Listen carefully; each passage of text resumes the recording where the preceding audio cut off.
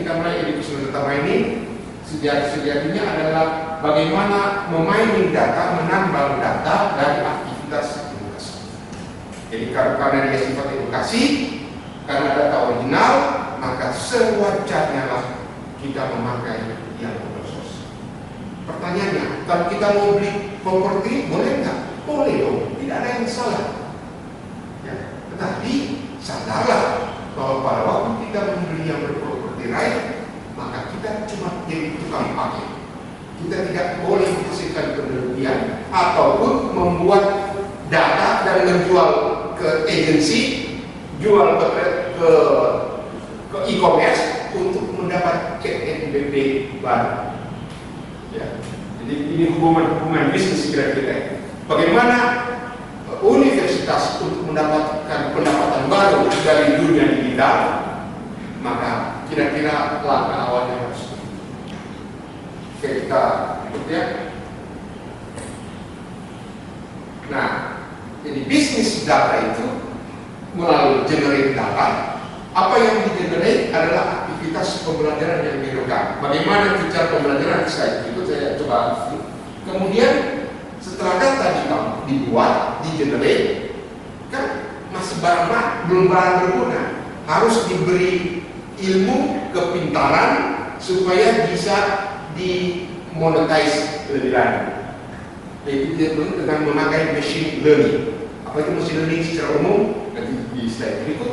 Kemudian setelah dari situ kita akan knowledge mining, menambang dari persoalan algoritma.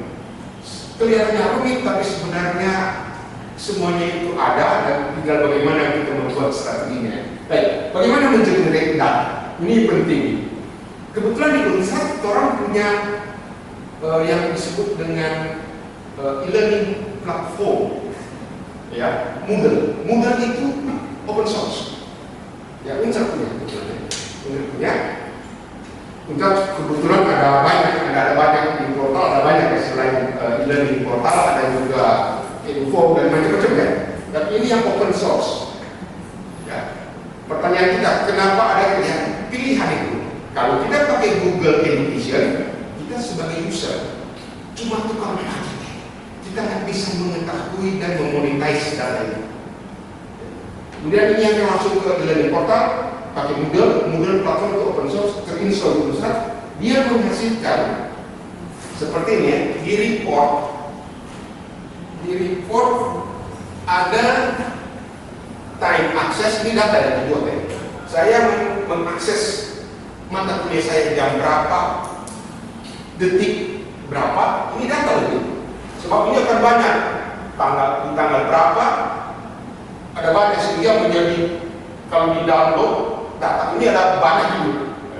Kalau itu di download akan menjadi sebuah tabel Excel. Jadi format di download bisa CSV, ODP dan tabel Excel. Sebab kalau sudah tabel Excel kan, jadi misalnya user full name siapa yang mengakses nama saya, dia mengakses di apa dia akses di portal itu. Oh, dia akan ke mata kuliah course pendidikan Pancasila. Dia akses di mata kuliah itu di bidang apa? Oh, dia lihat sistem. Oh, dia lihat logs. Kemudian dia bikin apa di mata kuliah? Oh, dia cuma ada lihat course view, dia cuma lihat. Dan IP address-nya direkam. IP address setiap perangkat elektronik ada IP address ya, Bapak Ibu. Setiap perangkat HP, komputer ada namanya IP address. Terekam. Ya. Dan ini ada banyak bahwa itu karena diakses di jam sekian kalau kita akses. Nah, ini satu orang punya, kalau ada seluruh mahasiswa sehingga bisa dapat data. Kalau dia sebulan, setahun, jadi big data. Ya. Jadi ini saya mau gambarkan proses bagaimana membuat data. Ini data loginya, data aktivitas dia. Boleh saya lompat tadi ya, kemudian bagaimana menjadi data pada slide berikut.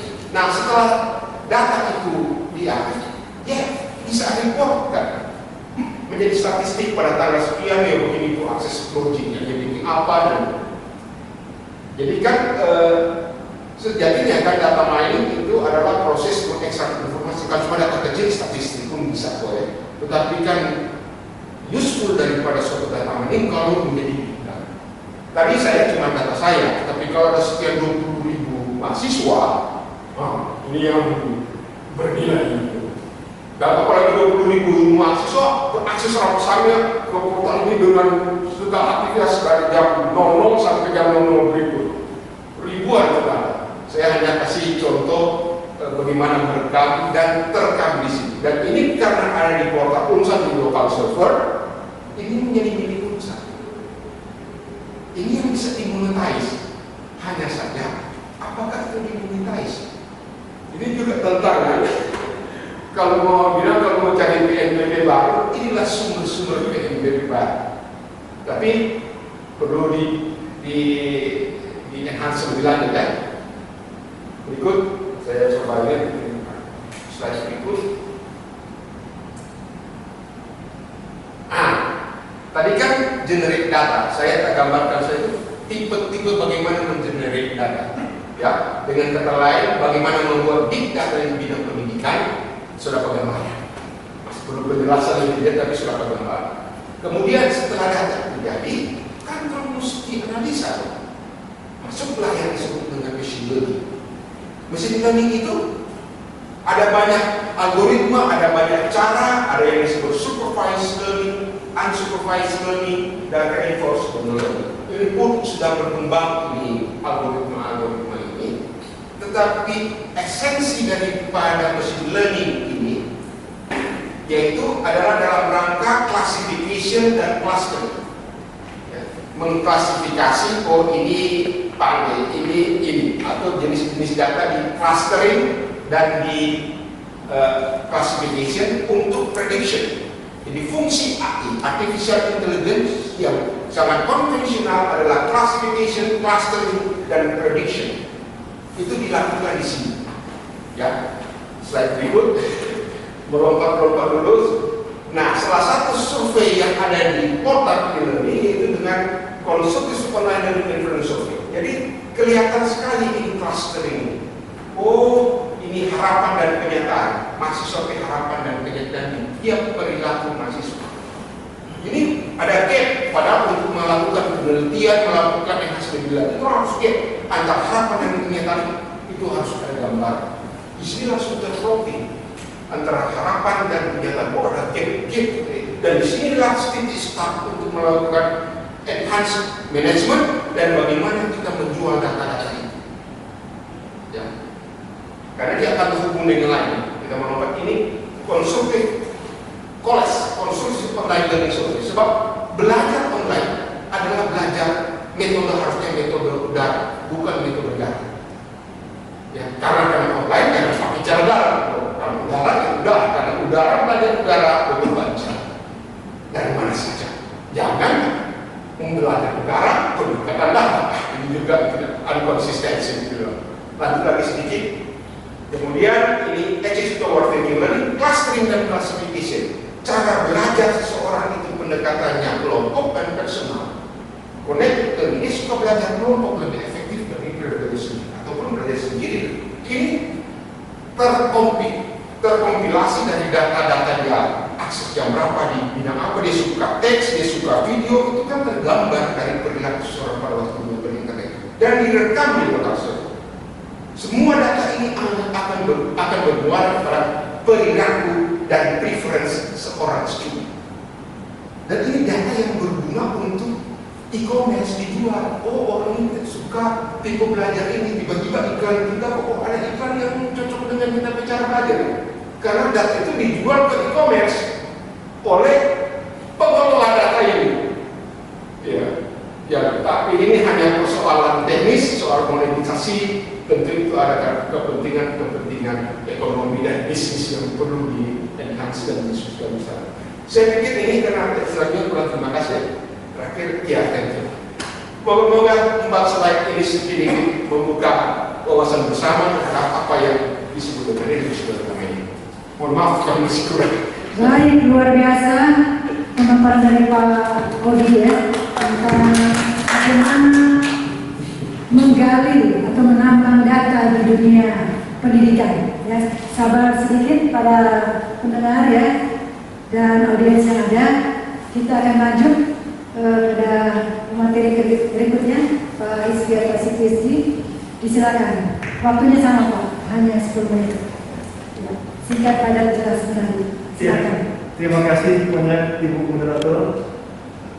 Terima kasih sudah mengundang saya, Pak Kapodi SDM dan Pak Ketua ISIS dan teman-teman yang saya banggakan semuanya, dan tidak lupa yang semua juga rekan narasumber saya Pak Udi.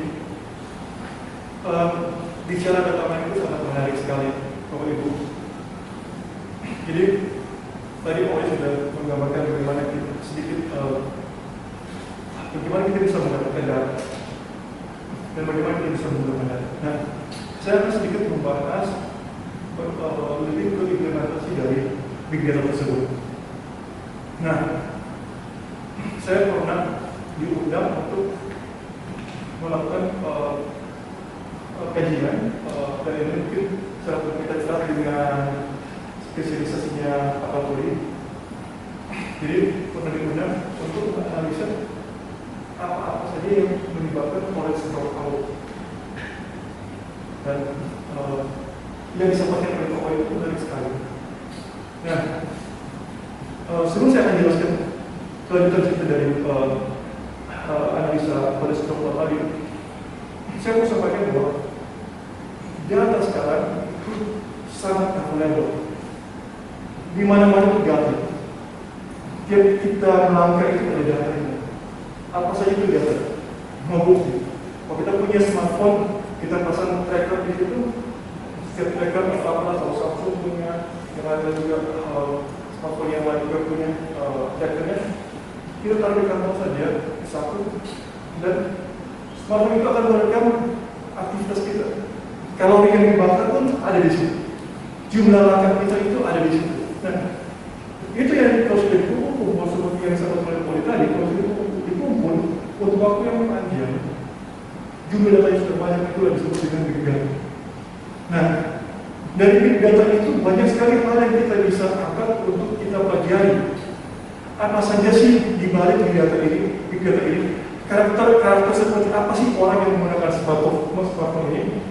Nah, sebagai kembali ke masalah college dropout tadi, dari big data, waktu itu saya menggunakan data dari satu lembaga di Minnesota.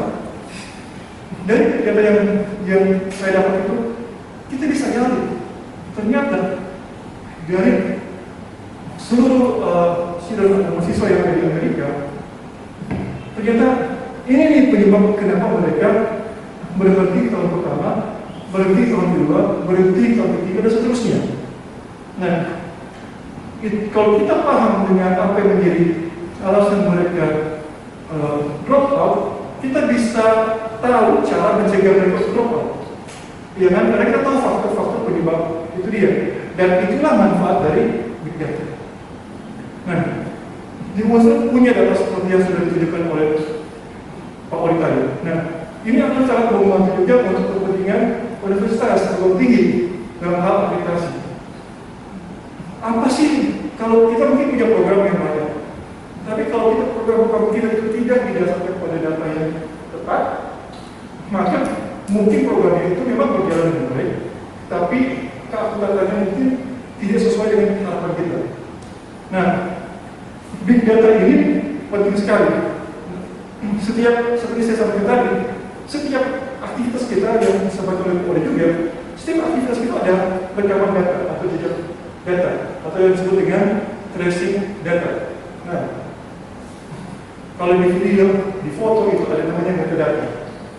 Setiap kita cepat sekali, itu ada data yang tersimpan, bukan hanya gambar yang diambil, tapi di belakang image itu ada sejumlah data yang kita bisa dapatkan.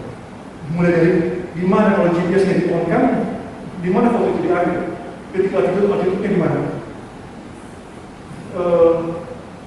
fotonya apanya di jam berapa diambil, dan kira-kira foto itu diambil pada saat mendung, ada pada saat hujan, panas. Bahkan kalau sekarang smartphone sudah bisa mengenal ini foto yang di objek di foto itu adalah makanan bukan.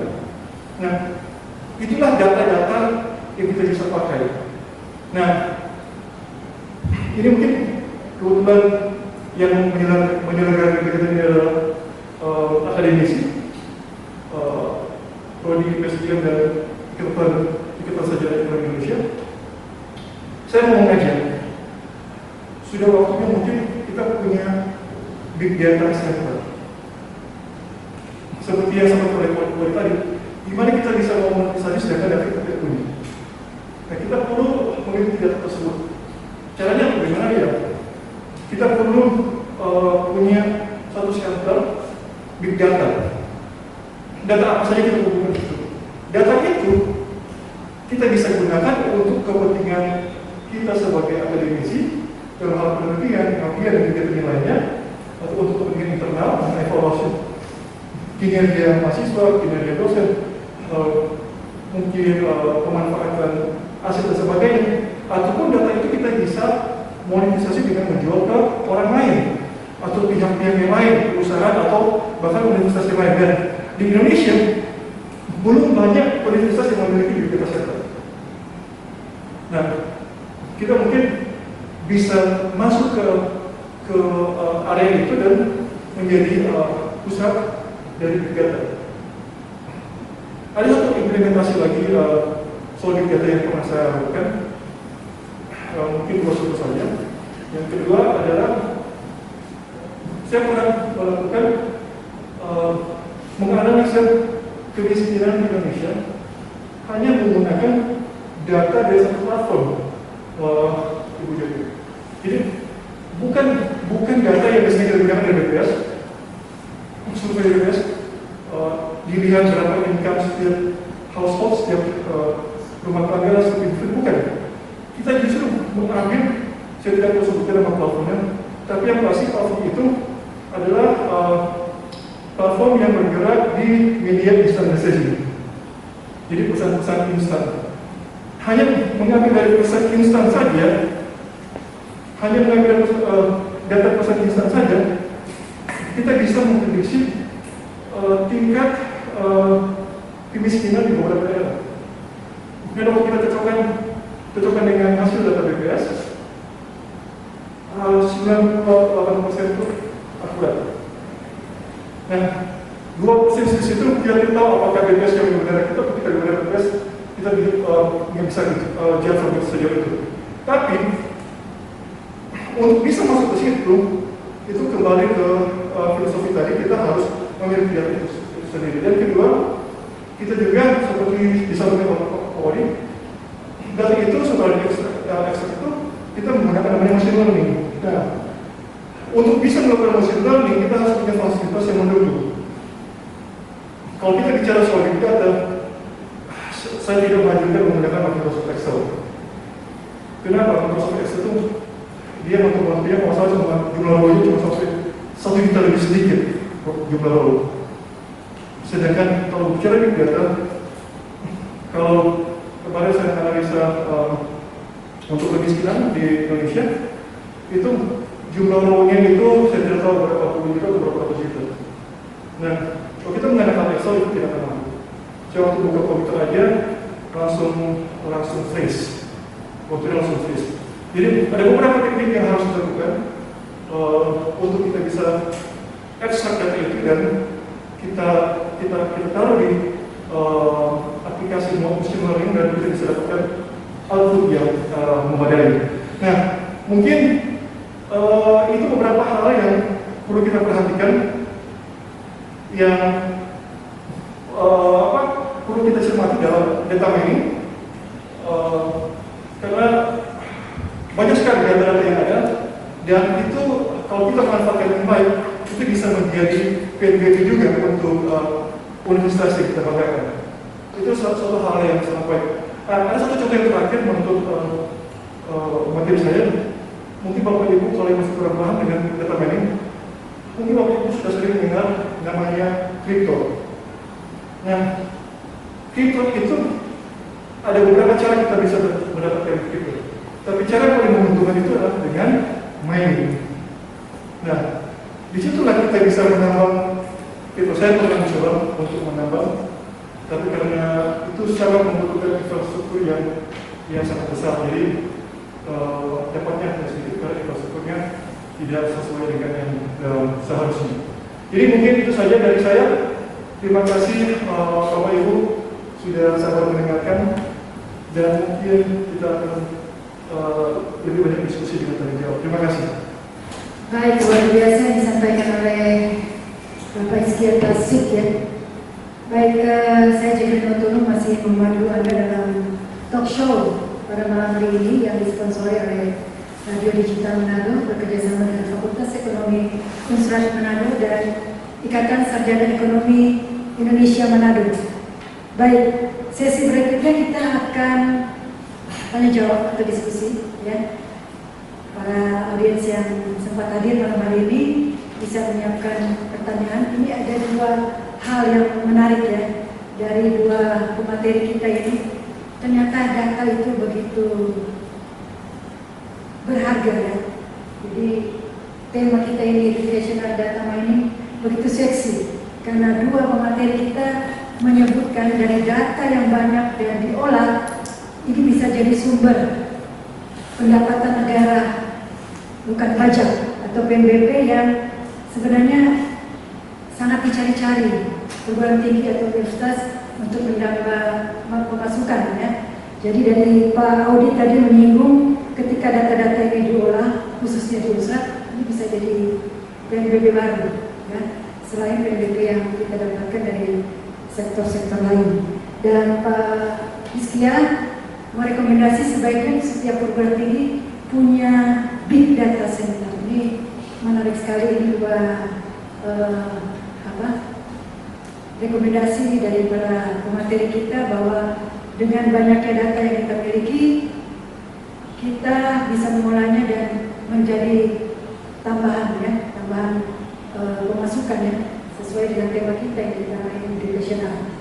Baik, berikutnya kita akan memberikan kesempatan kepada pendengar dan audiens yang ada malam hari ini untuk merespon pemateri yang ada. Ini baru kali ini kita mengadakan, jadi sangat disayangkan kalau tidak mengambil kesempatan untuk bertanya terkait data dan hal pendidikan atau bisnis yang sekarang itu perkembangannya begitu pesat ya.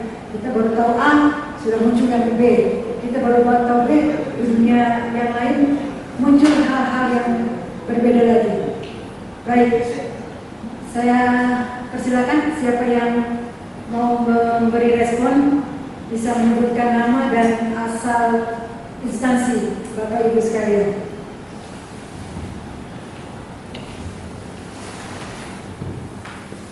Baik, terima kasih. Selamat